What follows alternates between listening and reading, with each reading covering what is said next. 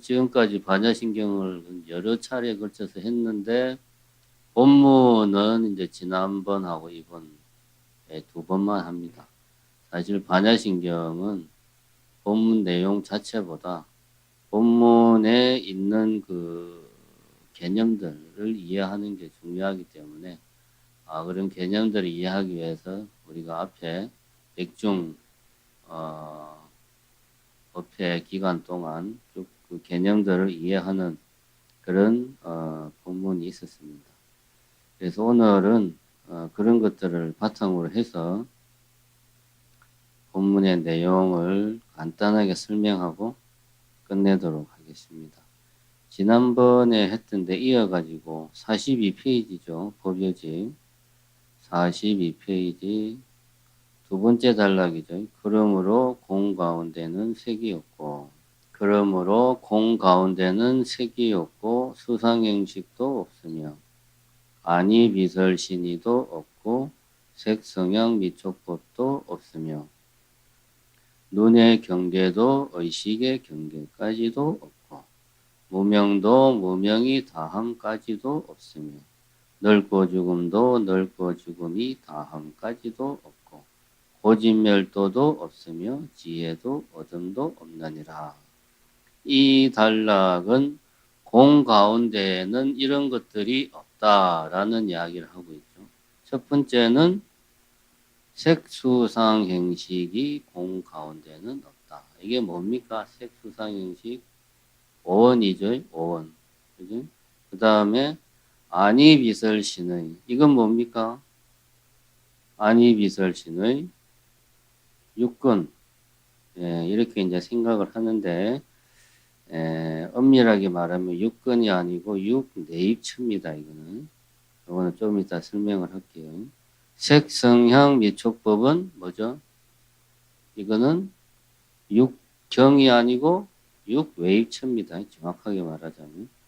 그 다음에 눈의 경계, 의식의 경계. 눈의 경계도 의식의 경계까지도니까 이거는 한문에 보면은 무안개 내지 무의식계 한문 반야신경에는 그렇게 나와 있어요. 안개, 무 내지 무의식. 아니비설신의 개. 이거는 이제 18개를 말하는 겁니다. 18개를 말하는 거고. 무명도 무명이 다음까지도 없으며 넓고 죽음도 넓고 죽음이 다음까지도 없고. 이것은 뭘 말하는 거죠? 뭘 말하는 걸까요? 이거는 12연기를 말하는 거죠. 12연기도 공 가운데는 없다. 고진멸도는 뭐지요? 사성제, 그죠? 사성제도 없다. 지혜도 어둠도 없느니라. 이제 하나씩 봅시다. 오는 뭐 저번에 설명을 했죠. 공 가운데는 오온이 없다. 오온이라는 것은 우리가 인식하는 그 모든 것이 오온이다. 이렇게 볼 수가 있습니다. 공 가운데로 여기서 공이라는 것은 계속 강조하지만 우리가 어떤 추상적인 뭔가 텅 비어 있는 아무것도 없는 이런 걸 상상하면 됩니까? 안 됩니까? 안 됩니다. 뭘 생각해야 됩니까? 불교에서 공을 이야기하면 연기실상을 생각해야 되죠. 연기. 실제 이 세계, 이 세상. 굳이 우리가 말로 표현하자면 실제 이 세상. 진여실상. 이제 가나선이나 이제 후기 대승불교에서 말하는 진여실상. 이런 식으로 표현되는 겁니다. 연기의 세계. 실제 이 세계. 실제 이 세계는 연기실상으로 그 연기법으로 이루어져 있으니까 연기법으로 이루어진 실제 세계, 실상. 이게 공입니다. 공이라고 이야기했을 때 뭔가 텅 비어 있는 아무것도 없는 이런 거를 상상하면 안 된다. 그럼 실제 세계에는 오온이 없다. 맞는 말이죠. 오온이라는 것은 우리가 보고 듣고 느끼고 하는 과정에서 만들어지는 거기 때문에 이거는 실제 세계에는 있을 수가 없죠. 이거는 앞에 충분히 설명을 했고 아니비설신이도 없고 자 여기서 이제 아니비설신이를 우리가 이제 육근이라고 보통 이야기하는데 초기 불교에서 요게 이제 불교를 우리가 불교 개론이나 뭐 인문이나 불교 학당이나 불교 대학 이런 데서 이제 불교 개론을 쉽게 이야기하다 보니까 이 육근과 육내입처를 그냥 혼돈해서 이야기를 많이 합니다. 이거는 좀 다른 거예요. 그래서 우리가 그냥 아니비설신이 이렇게 말할 때는 육내입처를 이야기합니다. 입처는 12입처라고 해서 12개의 입처가 있다. 들어가서 머무는 곳 12개의 입처가 있다. 그 중에 6개는 내 안에 있다고 내가 생각하는 거고 6개는 육외입처 내 밖에 있다고 생각하는 거다. 그래서 그냥 아니비설신의 이렇게 말할 때는 육내입처를 말합니다. 육근을 말할 때는 뒤에 근자를 붙여요. 초기 불교에서는 안근, 이근, 비근, 설근, 신근, 의근 이렇게 근자, 뿌리 근자를 붙입니다. 그럴 때는 이거는 육근을 말한다라고 구별을 해요. 그럼 이거는 육근이 아니죠. 우리가 흔히 생각하는 육근은 감각기관이라고 생각을 합니다. 맞습니까? 정확하게 말하면 틀린 말입니다. 육근이 감각기관이라면 예를 들면 눈, 감각기관이죠. 눈이 본다. 맞는 말이죠. 틀렸어요. 잘 생각을 해봅시다. 여기에 시체가 있어요. 시체에 눈이 있습니까? 없습니까? 있죠. 그럼 그 시체에 눈이 봅니까? 못 봅니까? 못 보죠. 당연히 못 보죠. 살아있을 때만 눈은 뭔가를 볼 수 있습니다. 그래서 이 육근은 부처님이 말씀하시기를 수명에 의지한다. 이렇게 이야기했어요. 수명에 의지한다. 살아있는 사람에게만 있는 것이다. 그럼 살아있는 사람만 할 수 있는 게 뭡니까? 눈 그 자체는 아니죠. 눈이 하는 어떤 활동, 보는 활동, 이근하면 귀로 듣는 활동, 귀 그 자체가 아니고 다시 이야기하지만 이제 막 죽은 시체에도 분명히 눈도 있고 귀도 있고 코도 있지만 그 시체의 눈은 보지 못하고 귀는 듣지 못하고 코는 냄새 맡지 못한다. 왜냐? 생명이 없으니까. 그래서 우리가 근을 말할 때는 활동을 말합니다. 인식활동, 보는 활동, 듣는 활동 그런 걸 말합니다. 근을 말할 때는. 여기서는 그게 아니고 입처죠. 육입처. 입처라고 하는 것은 들어와서 머문다. 뭐 그런 뜻입니다.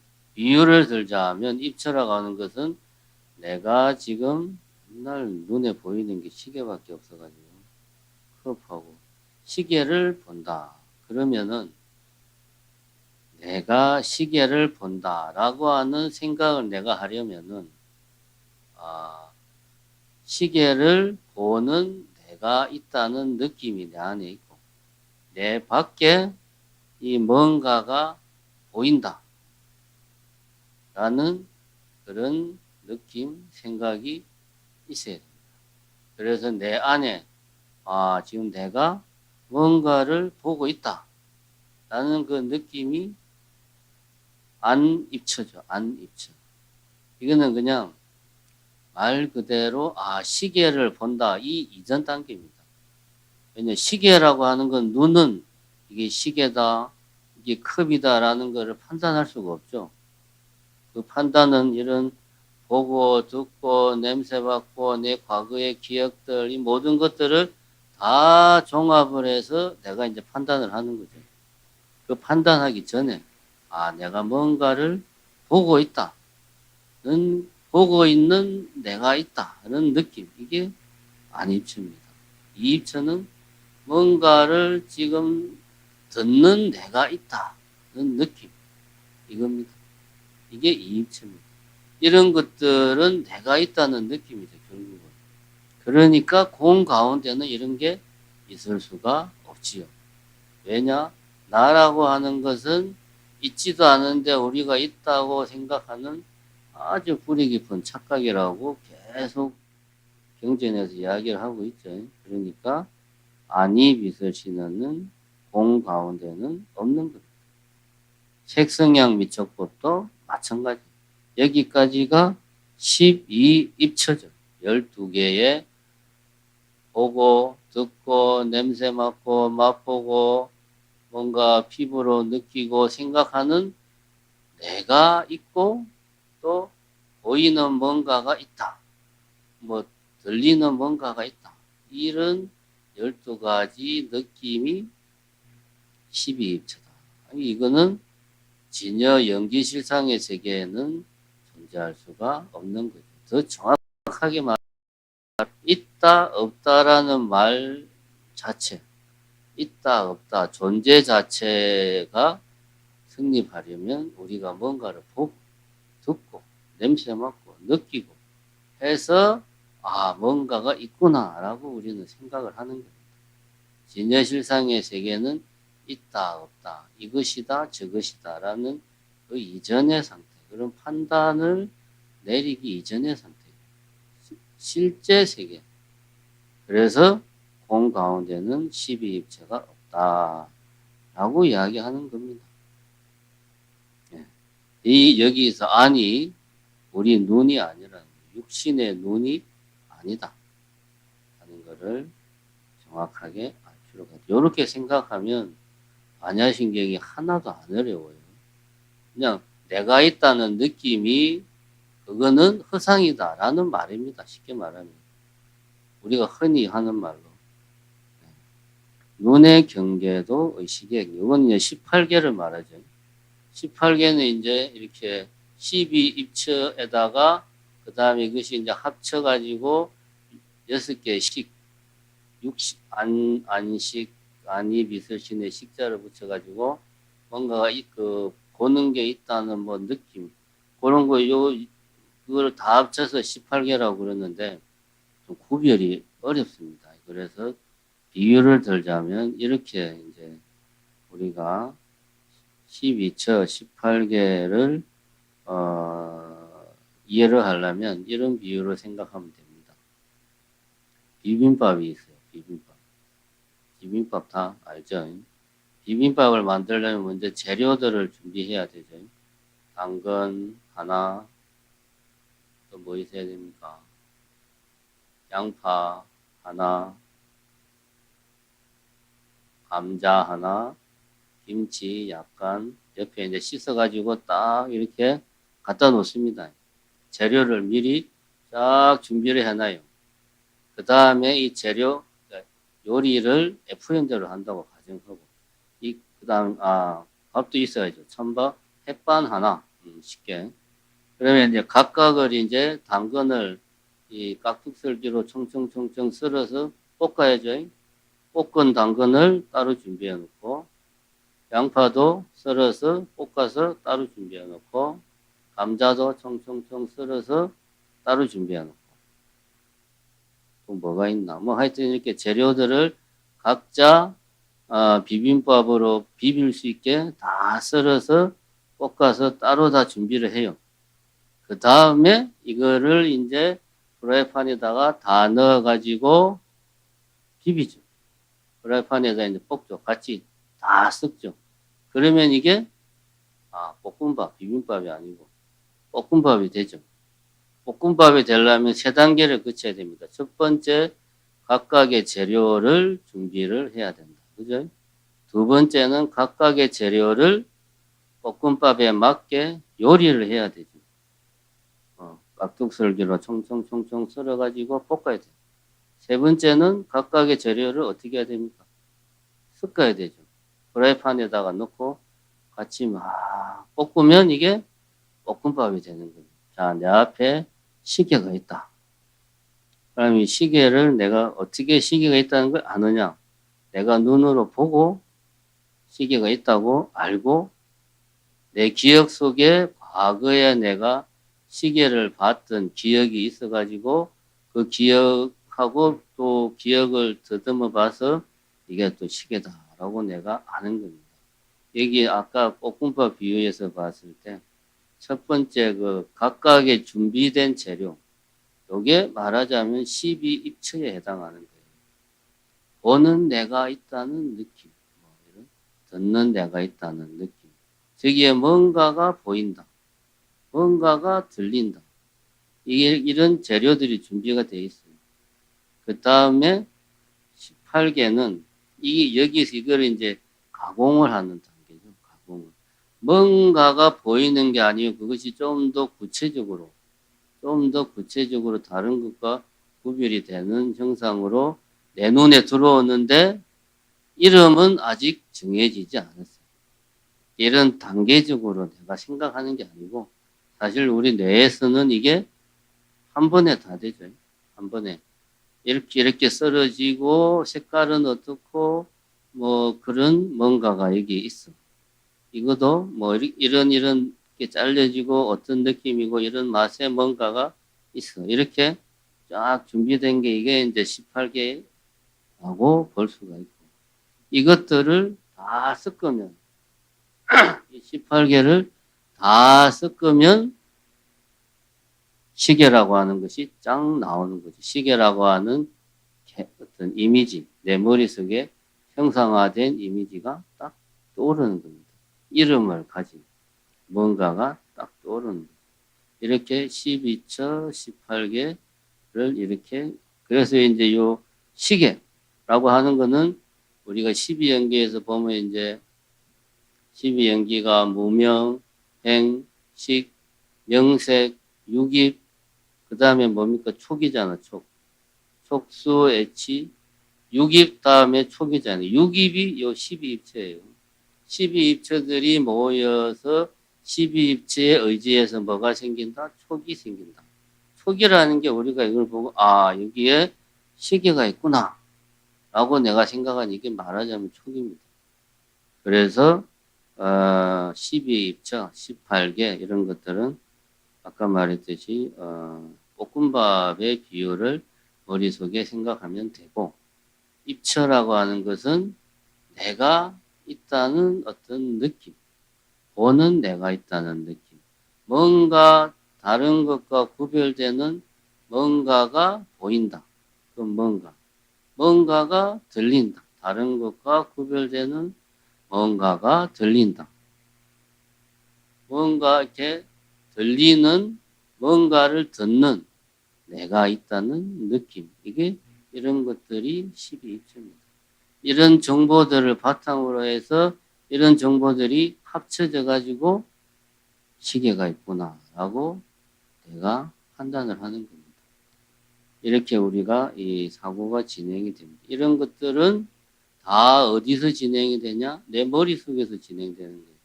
현실 세계에 이 실제 세계, 연계실상의 세계에 시계가 있는 게 아니죠. 여기에 있는 것은 시계가 아닙니다. 우리 머릿속에 시계라고 하는 이미지가 있어요. 정보가 있어요. 그 정보를 통해서 이 뭔가를 보니까 우리가 이걸 시계라고 부르는 거예요. 그 정보를 통해서 이거를 뭔가를 보니까 아 이건 컵이라고 우리가 이야기를 하는 거예요. 이거는 내 머릿속에 있는 거고 실제 세계에 이 시계라고 하는 건 없다. 그 말입니다. 이 말이 다른 말이 아니고 그 말을 이렇게 표현한 겁니다. 그 다음에는 이제 12연기를 이야기하고 있죠. 무명도, 무명이 다음까지도 없고 12연기는 무명, 행, 식, 명색, 유깁, 촉수, 애치, 그 다음 뭡니까? 유생, 노사. 이게 12연기죠. 12연기는 순간, 무명부터 노사까지도 이렇게 쭉 진행이 되고 반대로 노사부터 거꾸로 무명으로도 진행이 되고 그래서 이것이 무명에서 노사까지 진행이 되면 우리가 유전문이라고 이야기하고 반대로 진행할 때는 환멸문이라고 이야기하고 이게 이제 12연기인데 12연기는 지금 이야기하기는 내용이 너무 많으니까 또 제가 잘 모르겠습니다. 12연기는 너무 이게 너무 다양한 견해들이 있어가지고 어떤 게 맞는지 모르겠어요. 솔직히. 그래서 어쨌든 여기에서는 12연계를 이야기하고 있다 하는 거. 고진멸도는 사승제. 사승제는 저번에도 뭐 사승제 이야기했죠. 저번에 한 것 같네요. 고진멸도. 사승제도 이것이 실제 세계에 고통이 있고 고통을 멸하는 방법이 있고 고통의 원인이 있는 게 아니죠. 우리가 생각하는 일체, 내가 보고 듣고 느끼고 냄새 맡고 하는 인식 과정에서 만들어낸 내 머릿속에 이 세계의 사승제가 여기서 작동을 하는 거죠. 이 안에 고가 있고 고의 원인은 집에서 나오고 그죠? 그래서 이런 것들을 멸하려면은 도, 활중도를 행해야 된다. 이런 이야기들은 결국은 실제 세계에 있는 게 아니고 내가 만들어낸 이런 것들이 있는 거죠. 그래서 공 가운데는 없다라고 이야기하는 겁니다. 지혜도 어둠도 없다. 연기 실상의 세계에서는 뭔가를 얻고 잃고 늘어나고 줄어나고 그런 게 없죠. 이 실제 세계에서는 그런 게 없죠. 내가 얻었다고 생각하지. 예를 들어서 지금 온 지구에 비가 어마어마하게 많이 와서 난리인데 그럼 이 비들이 지구 밖에 어딘가에서 온 게 아니죠. 지구에서 계속 도는 겁니다. 이게 그죠? 바다로 갔다가 바다가 수온이 올라가서 뜨거워지면 수증기가 돼서 하늘로 올라가서 구름이 많아지면 무거워서 또 비가 내리고 이게 계속 도는 거예요. 변하는 건 없습니다. 얻을 것이 없는 까닭에 보살은 반야 바람일다를 의지함으로 마음에 걸림이 없고 걸림이 없으므로 두려움이 없어서 뒤바뀐 헛된 생각을 멀리 떠나 완전한 열반에 들어가며 삼세의 모든 부처님도 반야 바람일다를 의지함으로 세상의 깨달음을 얻는다. 앞에 단락에서 이제 얻을 것이 없는 까닭에 얻을 것이 없다. 지혜도 어둠도 없다. 이런 이야기를 하니까 보살은 반야바라밀다를 의지함으로 반야바라밀다는 뭐라고 이야기했죠? 팔정도라고 이야기했죠. 육바라밀이고 개정의 사막이고 팔정도다. 즉 내가 지혜를 깨닫기 위해서 수행하는 그 모든 것이 반야바람이다. 불교의 수행에 의지함으로 마음에 걸림이 없다. 이 걸림이라는 게 뭡니까? 내가 욕심이 있으면 욕심이 커지면 탐욕이 되고 그 탐욕이 커지면 집착이 되고 애착이 되고 이런 것들로 인해서 이 세계가 만들어진다. 만약에 내가 욕심이 없다. 그러면은 내 앞에 예를 들어서 사과나무에 사과가 주렁주렁 열려 있는데 원숭이는 사과를 보고 이것은 뭐 사과라는 이름은 생각 안 하지만 맛있는 게 있다라고 다른 것과 구별을 하죠. 구별을 못하면 원숭이가 그거를 따서 먹을 수가 없어요. 이거는 먹으면 맛있고 내 배를 채울 수 있는 거야 라고 다른 것과 구별을 하니까 원숭이가 그걸 따먹는 겁니다. 그러면 뭔가를 봤을 때 저거를 먹고 싶다. 욕심이 없으면 그냥 바라보기만 하겠죠. 우리가 아무 생각 없이 지나치면서 보는 풀들처럼 잡초처럼 뭐 이런 바위처럼 그냥 지나가는 것처럼 지나갈 겁니다. 근데 뭔가 먹고 싶다. 그러면 그거를 사과야 라고 생각하고 따먹겠죠. 같은 이야기입니다. 마음에 걸림이 없다. 역으로 말하면은 욕심이 있으면 욕심으로 인해서 이 세계가 사과도 있고 나무도 있고 호랑이도 있고 사자도 있고 욕심이 있으면 그런 것들이 이제 존재하게 되는 거죠. 어디에? 내 마음속에서 만들어낸 이 세계 속에. 실제 세계가 아니고 그런 것들이 막 만들어지게 되는 겁니다. 그런 것들로 인해서 나는 화가 난다, 두렵다, 무섭다, 불안하다, 즐겁다, 행복하다 이런 감정들이 내 안에서 일어나는 겁니다. 이것의 반대가 지금 이야기하는 거죠. 불교의 수행에 보살들은 의지하기 때문에 마음에 걸림이 없고 내가 욕심을 내지 않고 그래서 욕심을 내지 않기 때문에 두려움이 없다. 욕심을 내면 그것이 집착이 되고 집착이 되면 그로 인해서 번뇌가 생기고 번뇌가 생기면 그 안에서 두려움, 불안, 분노, 행복 이런 모든 감정들이 나오는 거죠. 그런 것들이 없다는 거죠. 없음으로 뒤바뀐 헛된 생각을 멀리 떠난다. 뒤바뀐 헛된 생각이 뭡니까? 무명이죠. 실제는 진여 실상의 세계, 이 연기 실상의 세계에는 시계라고 하는 게 없는데 우리는 이 연기 실상의 세계에 진짜로 시계라고 하는 게 있다 라고 잘못 생각하는 거예요. 시계는 여기 있는데 시계의 이미지는 여기 있는데 우리는 어떻게 생각하냐? 실제 세계에 시계가 있다라고 거꾸로 생각하는 거예요. 이런 뒤바뀐 어떤 생각? 헛된 생각이다. 이거는 잘못된 생각이고 허망한 생각이고 번뇌를 불러일으키는 생각이다. 그래서 뒤바뀌고 아까 말했듯이 헛되고 이런 생각을 멀리 떠나서 열반에 들어간다. 앞에 다 이야기를 했던 내용들입니다. 열반에 들어가며 3세의 모든 부처님도 반야 바라밀다를 의지함으로 최상의 깨달음을 얻느니라. 이렇게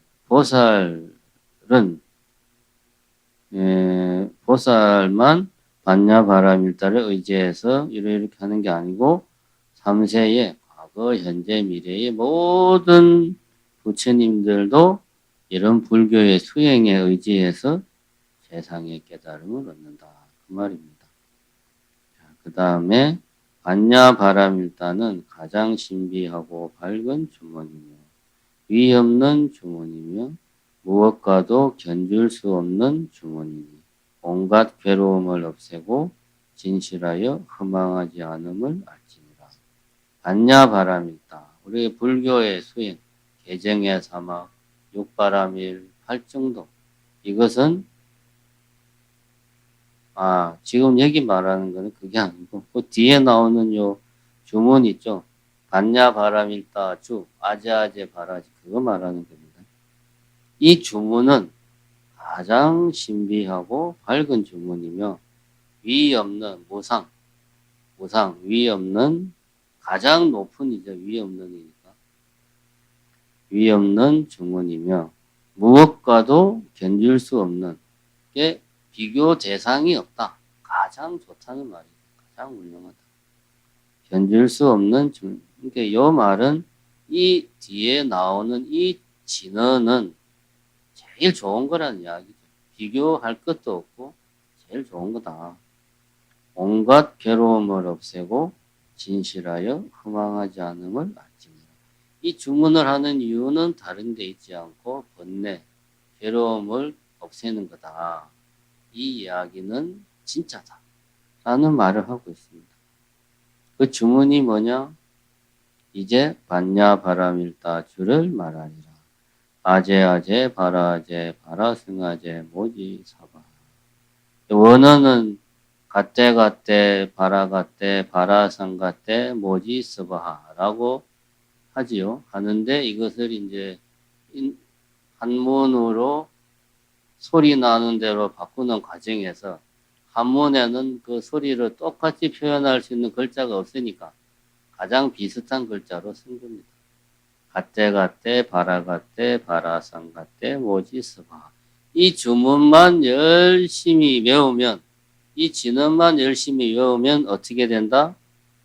온갖 괴로움을 없애고 그 다음에 최상의 깨달음을 얻는 거죠. 여기 쭉 나오듯이 뒤바뀐 어떤 생각을 멀리 떠나 완전한 열반에 들어가는 겁니다. 이 주문만 열심히 외우면.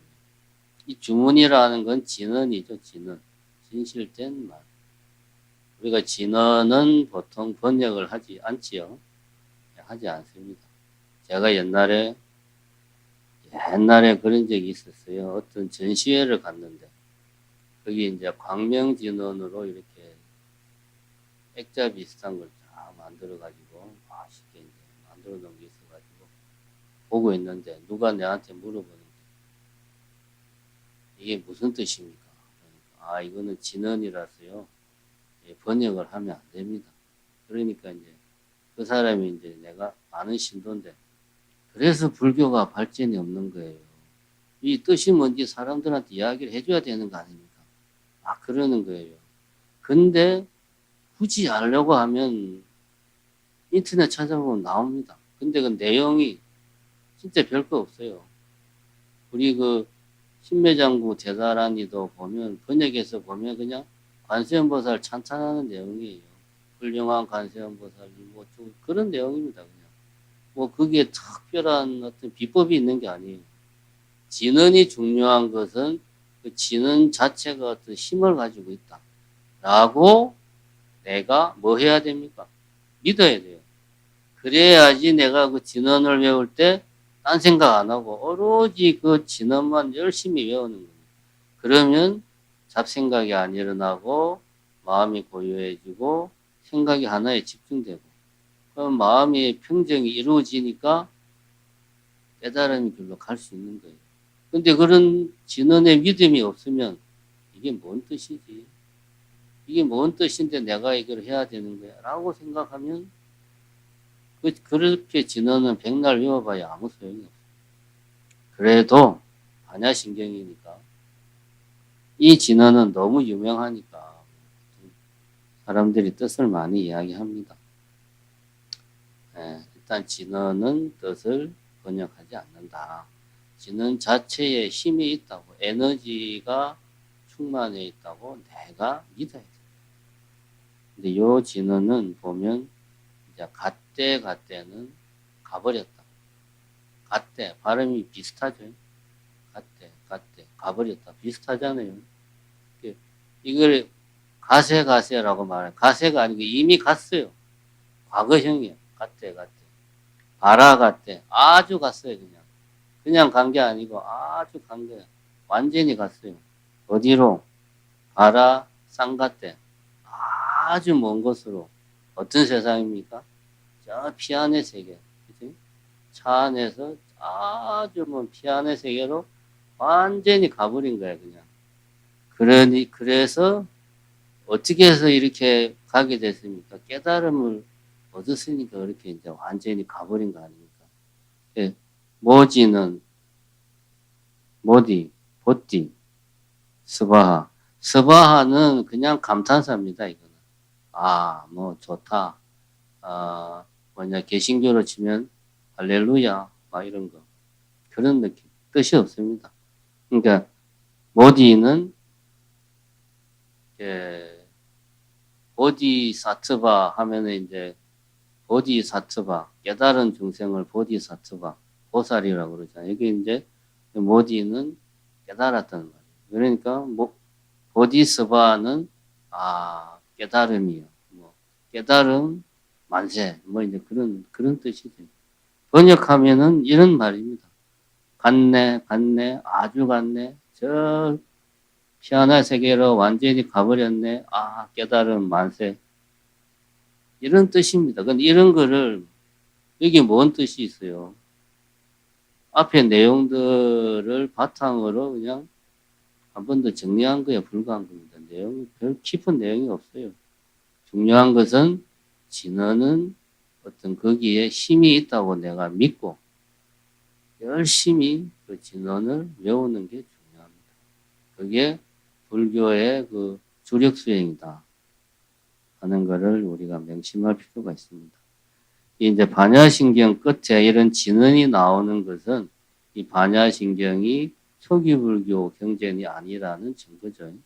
진언, 주력을 외우는 것은 불교 고유의 수행 방법이 아니고 인도 우리가 지금 말하는 힌두교 수행 전통입니다. 이제 이게 대승불교가 등장하면서 대승불교가 등장한 가장 큰 이유가 불교가 너무 이제 일반 신도들과 좀 떨어진 채 좀 학문적으로, 교학적으로 너무 어려운 이야기만 하고 있으니까 일반 신도들은 도대체 무슨 이야기인지 모르겠다. 스님들끼리만 어려운 이야기를 하니까 모르겠다. 우리도 좀 알자. 그렇게 해서 누구나 쉽게 접할 수 있는 불교. 이게 이제 대승불교가 그렇게 해서 나온 겁니다. 그래서 누구나 쉽게, 이 말은 다시 말하면 그 당시에 많은 사람들이 쉽게 할 수 있는 통용되는 그런 방식으로 불교를 포교를 하기 시작한 게 대승불교입니다. 근데 그 당시에 지금 우리가 말하는 힌두교에서는 만트라라고 하는 진언을 외우는 수행을 많이 했으니까 그런 것들이 사람들에게 익숙하니까 대승불교에서 그런 진언 주력 수행을 수용을 한 겁니다. 그래서 이렇게 이제 반야신경에 진언이 들어가 있다는 것은 이게 반야신경은 초기 대승불교 경전인데 대승불교가 등장을 하면서 불교가 힌두교를 많이 이렇게 받아들였구나라고 그렇게 이해를 하면 됩니다. 반야신경에 대한 이야기를 지금까지 우리가 백중기도 기간 동안 7회, 8회에 걸쳐서 했네요. 생각해 보니까 했습니다. 반야신경은 좀 전에도 말했지만 초기 대승불교의 경전입니다. 초기 대승불교 경전을 그냥 두리뭉실하게 반야부 경전이라고 이야기를 해요. 반야부 경전. 그 반야부 경전을 대표하는 경전이 바로 이 반야신경이다. 그리고 이게 초기 대승불교다 보니까 과거의 그 초기 불교, 대승불교에서 말하는 소승불교의 내용이 그대로 안에 다 그 용어 그대로 다 쓰면서 단어가 들어가 있습니다. 5원, 12처, 18개 이런 거는 다 그 초기 불교에서 이야기하는 것들이니까 이런 내용들이 그대로 다 들어가 있고 이것을 이제 어떻게 하면 사람들이 쉽게 이해할 수 있을까 하는 측면에서 압축해가지고 그 방대한 소승불교의 내용을 이렇게 짧은 경전에 압축해서 이렇게 표현을 한 거죠. 거기에 이제 반야신경의 위상 내지는 중요성이 있다. 그래서 우리가 반야신경의 내용을 이해한다는 것은 불교의 중요한 그 개념들을 정확하게 이해하는 거하고 똑같습니다. 공, 오원, 12처, 18개, 12연기 이런 것들 반야신경에서 나오는 용어들만 제대로 이해하면 불교 공부는 그걸로 이제 다 한 거나 마찬가지다. 그러니까 여러분들께서는 반야신경을 외우는 게 중요한 게 아니고 반야신경에 나오는 용어들, 그 개념들을 올바로 이해하기 위해서 이 부수되는 공부를 많이 해야 됩니다. 이렇게 이해하시고 오늘 본문은 이걸로 이제 8회에 걸친 반야신경 본문은 이것으로 마치도록 하겠습니다. 감사합니다.